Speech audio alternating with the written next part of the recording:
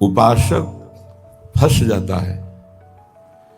सामने वाले को प्रसन्न करने की चेष्टा में कभी कभी उपासना में बाधा खड़ी हो जाती है। ये कैसे संतुष्ट होगा? ये बहुत बड़ी कमी है। इसी को कहा गया है, दया बिना साधु कसाई, और दया करी तो आफत आई। सामने वाले को परमार्थ का उपदेश करके दूर हट जाना चाहिए। वो पकड़े परमार्थ को तब तो उसको निकाला जा सकता है, और यदि कहीं कि इसको संतुष्ट करके निकाला जाए तो वो कभी संतुष्ट नहीं हो सकता। ऐसी नीच वृत्ति होती। जितना आप उसको निकालने की चेष्टा करेंगे उतना ही वो आपको दलदल में धंसाता जाएगा। ये प्रकृति का सिद्धांत है, इसलिए उपासक को निरपेक्ष रहना चाहिए, किसी की अपेक्षा नहीं रखनी चाहिए। ये अनुभूत बात कह रहे हैं। जो संतों से अनुभूत है वही हृदय में अनुभव में आता है। उपासक को यदि कभी ऐसा अवसर मिले कि किसी को भगवत मार्ग में बढ़ाना है तो वो ये ध्यान रखे कि हमें अपने को बचा करके इसको निकालना है। कहीं उसके मन की संतुष्टता के द्वारा हम परमार्थ निरूपण करेंगे तो वो कभी नहीं निकल पाएगा, क्योंकि उसका मन ये समझ जाएगा कि हमारे अनुकूलता को लेकर ये विचारवान है, हमारी अनुकूलता के लिए, बस वो आपको रौंद देगा। और परमार्थ का उपदेश दिया और निरपेक्ष हो गए और वो आप पर आसक्त होता चला जा रहा है, वो निकल जाएगा। त्रुटि यही हो जाती है उपासक से कि इसको कैसे संतुष्ट करूं, वहीं उसका पतन हो जाता है। पतन अपने आराध्य देव का चिंतन छोड़कर मांस के लोथड़े शरीरों का चिंतन होने लगता है। ये कैसे राजी रहे, वो कैसे राजी रहे, परिवार कैसे राजी रहे, भगत कैसे राजी रहे। निकले थे हरि को राजी करने के लिए और हो गया प्रपंच को राजी करना। ये बहुत सूक्ष्म बात है। ये शास्त्र सम्मत और हृदय सम्मत बात है, दोनों के अनुभव। यदि भगवत मार्ग में आगे बढ़ना है तो किसी को संतुष्ट करने का भाव खत्म कर दे। शास्त्र सम्मत उपदेश है, पकड़ना है पकड़ो, नहीं पकड़ना है तो डूबो। तभी आप परमानंद का अनुभव कर सकते हैं, नहीं तो आपको फंसा लिया जाएगा। ये सूत्र उड़िया बाबा का है, दया बिना साधु कसाई और दया करी तो आफत आई। बीच में समझो, दया नहीं तो साधु कैसा, और दया की तो फंस गए। तो कौन सी दया आपका परम कल्याण में सहयोग कर सकती है? जो याद को ना नष्ट कर पावे। दया का उल्टा है याद। जो भगवत स्मृति में बाधा पहुंचा दे, ऐसी दया में आग लगे। भगवत स्मृति युक्त प्रियता प्रभु के चरणों में और दया जड़ चैतन्य में, तब तो निकल जाओगे। और अगर भगवत स्मृति को दया ने तोड़ दिया और उसकी स्मृति चल रही तो दुर्गति पक्की है। हिरण में इतनी स्मृति आ गई कि हरि स्मृति गई तो अगला जन्म ऐसे महापुरुष का पशु रूप में हो गया, मृग रूप में। तो बहुत सावधानी का ये परमार्थ मार्ग है। कभी कभी दया में चूक हो जाती है। ये दया बहुत बड़ी दैवी संपदा है, कोई साधारण नहीं है। महापुरुष अपने कल्याण की बात ना देखते हुए सामने वाले का कैसे मंगल हो, इस बात पर विचार युक्त रहते हैं। पर साधक को बहुत सावधान रहना चाहिए, इस दया रूपी सद्गुण से बचना चाहिए। ध्यान से इसको पकड़ लीजिए, दया रूपी सद्गुण से बचना चाहिए जब तक भगवत प्राप्ति ना हो जाए। दूर से दया का भाव, दूर से हृदय में कहीं इसका भाव प्रवेश हो गया कि इस पर दया करनी है, हम बड़े दयालु हैं, तो फंसा फंसाया है। भजन करने से हृदय बड़ा द्रवित हो जाता है। द्रवित हृदय में करुणा और दया की लहरें उठती रहती हैं। उसको लगता है क्या दे दूं, क्या कर दूं, कैसे ये भगवान में लग जाए। अच्छी बात है, पर व्यवहार में ये तुम्हारी बात कोई जान गया कि तुम इतने दयालु हो तो दुरुपयोग कर देगा, तुम्हारी इस दया का दुरुपयोग हो जाएगा। बहुत अच्छे से इसको समझ के बोल रहे हैं। इसलिए चाहे गृहस्थ हो चाहे विरक्त हो, यदि भगवत प्राप्ति करनी है तो दया रूपी सद्गुण को हृदय में दबा दो। बाहर से निरपेक्ष और उदासीन रहो। जब कभी भगवान ऐसी सामर्थ्य दे तो निरपेक्ष होकर के उससे कोई आसक्ति न रखते हुए उपदेश कर दिया और दूरी बनाए। नजदीकी बनाया तो फंसे, ये ऐसे है प्रपंची। नजदीकी बनाया तो फंसे, और फंसे तो तुम्हारी निंदा ये करेंगे, तुम्हारे ही विपरीत चलेंगे। बहुत सावधान। जैसे डूबने वाले को बचाने वाला जाए और चतुर तैराक ना हो, चतुर इसलिए कि अपने को बचा ले, तैराक इसलिए कि उसको भी निकाल ले, तो डूबने वाला पहला काम करता है बचाने वाले को डुबोता है और ऊपर उठ के सांस लेना चाहता है। बस ऐसे ही बहुत समुद्र में, प्रपंच में कामी क्रोधी लोभी ऐसे जो जन डूबे हुए हैं, साधु का कर्तव्य है उनको निकालना, पर परम प्रवीणता पूर्वक अपने को बचाते हुए, नहीं तो पक्का डूब जाएगा। पक्का अनुभव की बात है। संतों की जो बातें होती है छाती की बातें होती, पढ़ी लिखी बातों में उतना प्रभाव नहीं पड़ता जितना हृदय की अनुभूत बातों पर पड़ता है। फिर अनुभव होगा कि बड़ा इष्ट कठोर है, वो हमारी रक्षा नहीं की, हमको बचाया नहीं, हम संकट में फंस गए। तो इष्ट शास्त्रों में संतों के रूप में, गुरुदेव के रूप में उपदेश करते हैं। निरपेक्षम मुनिम शांतम निर्वैरम समदर्शनम। कहां यहां ऐसा लिखा है कि तुम ऐसी दया करो कि उसी का चिंतन करने लगो, उसी के गले लग जाओ, उसी को अपना मान लो? कहां लिखा है? निरपेक्षम, किसी की अपेक्षा नहीं। हम उपदेश कर रहे हैं, उसको पकड़ो तो आओ, जैसे हम चाहें वैसे चलो तो आओ, नहीं तो जाओ। भगवान का ही सब बनाया हुआ खेल है, भोगो, खेलो, नरक जाओ स्वर्ग जाओ, तुम्हारी रुचि। अगर मुक्त होना चाहते हो तो आज्ञा का पालन करो, निरपेक्ष रहे। निरपेक्षम मुनिम, मननशील, एक क्षण भी अपने प्रभु को ना छोड़े। इस संसार का सूत्र है। यदि आप निरपेक्ष रहे तो आपकी चरण धूल माथे पे चढ़ाएगा और आपकी आज्ञा का पालन करेगा। और यदि आपने दुलार कर दिया, उसको अपेक्षा कि ये भगवान को प्राप्त हो, ऐसी चेष्टा करके दुलार कर दिया, तो वो तुम्हारी बात को रौंद देगा। सामने वाला यदि अपना परिवर्तन नहीं चाहता तो पूरा जीवन संग दे दो तो भी उसका परिवर्तन नहीं होने वाला। अगर परिवर्तन चाहता है तो दूर से एक शब्द सुनकर उसका परिवर्तन हो जाएगा। साधु बहुत सावधान।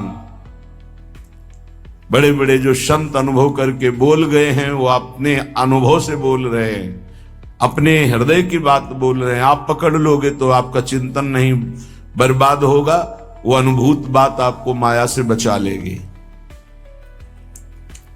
सदैव अपने इष्ट देव के विचार में रहना चाहिए। भूल ये हो जाती है कि मुझे प्रभु न मानकर उसका कल्याण करने का ठेका ले लेते हैं, हम इसका उद्धार कर सकते हैं। भूल हो गई। हमारे प्रभु आए शिष्य का रोल करते हुए, स्वांग करते हुए, तो स्वांग मात्र करना गुरु का असली बात नहीं है। गुरु शिष्य एक ही परमात्मा तत्व विराजमान है, असली बात है। ये भूल हो जाती है। कैसे ये संभले, कैसे ये दुखों से निवृत्त हो, कैसे भगवान को प्राप्त हो। थोड़ा बस उसके अनुकूल हो गए, वो तुम्हारी हर बात रौंद देगा, तुम्हें सेवक बना देगा, अपना गुलाम बना देगा। मान लेना हमारी बात, दिमाग में लिख लेना। एक साधारण विषयी आदमी तुम्हें अपना गुलाम बना सकता है। कैसे? उसकी अनुकूलता को यदि तुमने परोसा, बस वो तुम्हारी आज्ञा का उल्लंघन कर देगा। ऐसे सात्विक जन बहुत कम होते हैं जो ये बात सोचे कि ये किसी की तरफ देखते नहीं, किसी से बोलते नहीं, इन्होंने हमारी तरफ देखा, हमसे बोले, बात किया, अहो भाग्य।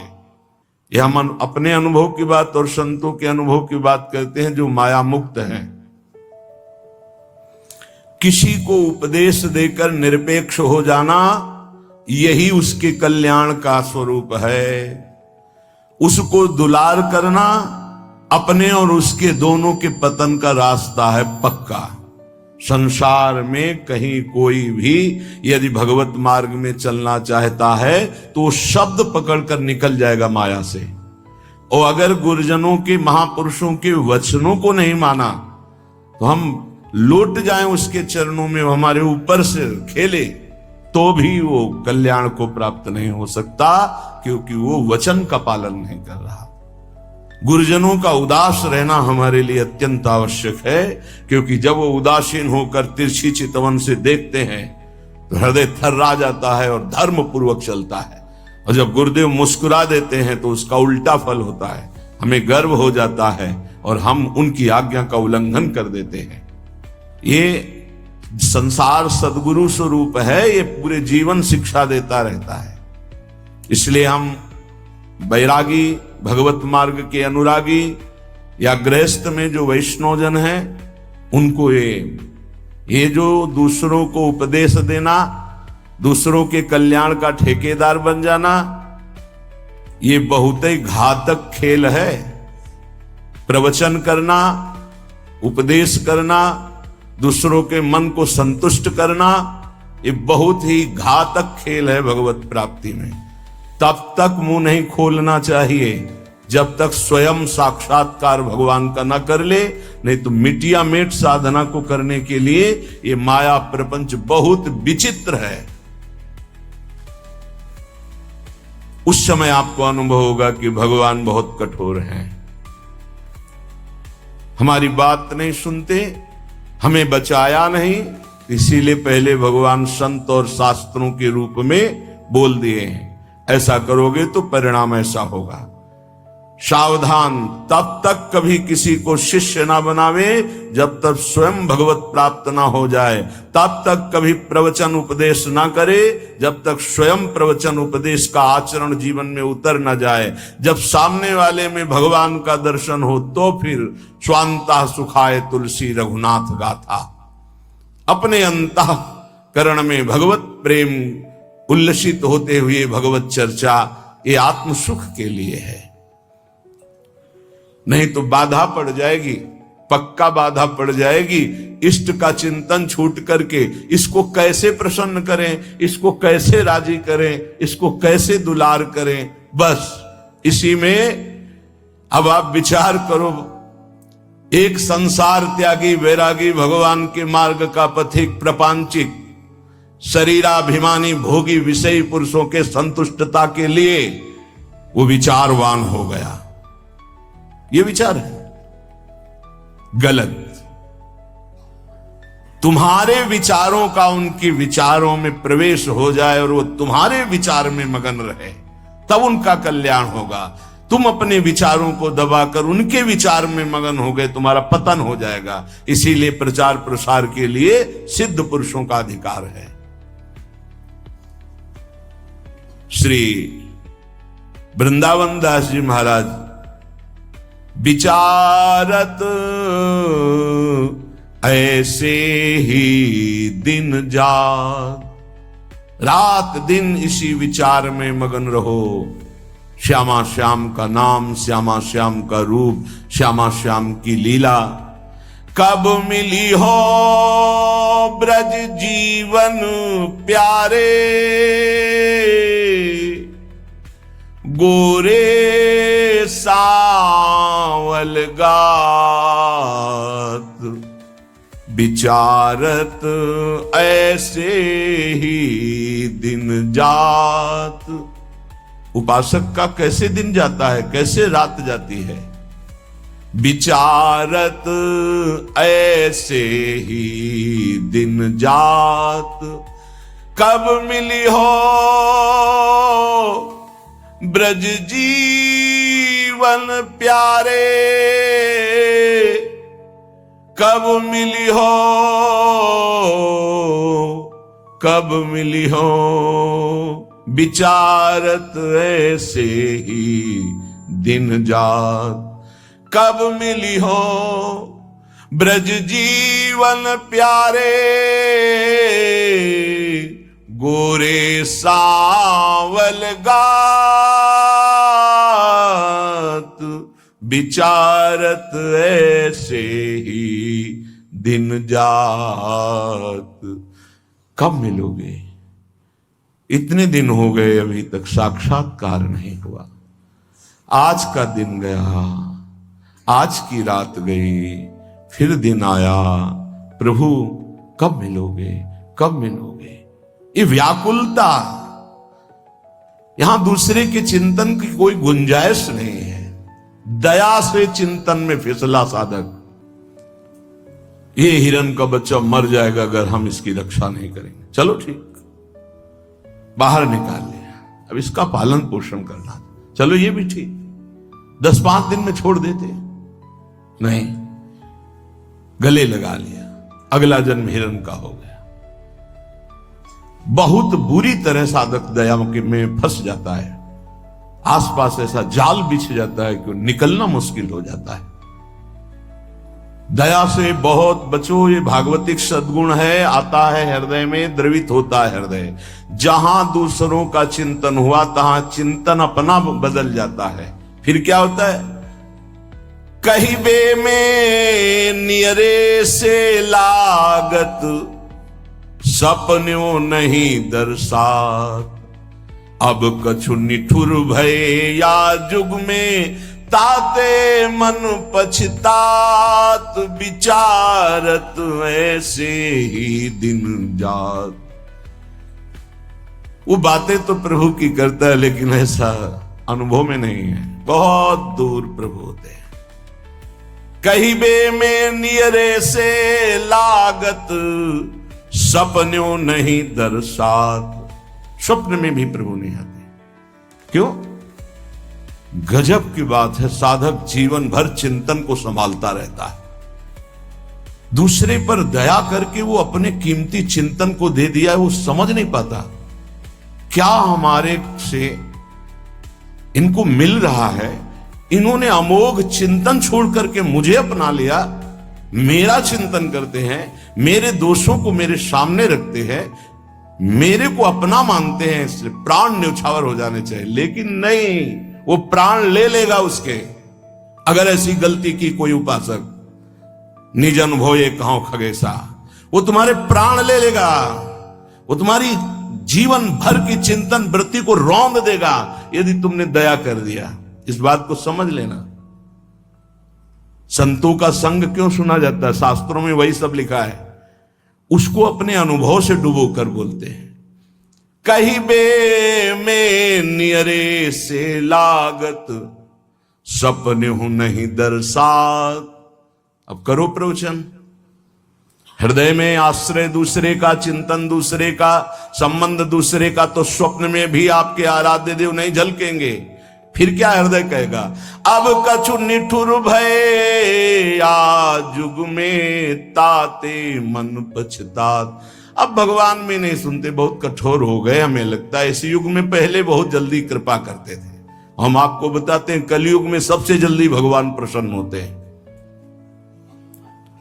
ठाकुर जी को जब यशोदा मैया रस्सी से बांधती हैं तो रास लीला में दर्शन करवाते हैं कि मैया ने कसम धरवानी शुरू की कि बंद जा लाला, हर रस्सी 2 अंगुल छोटी।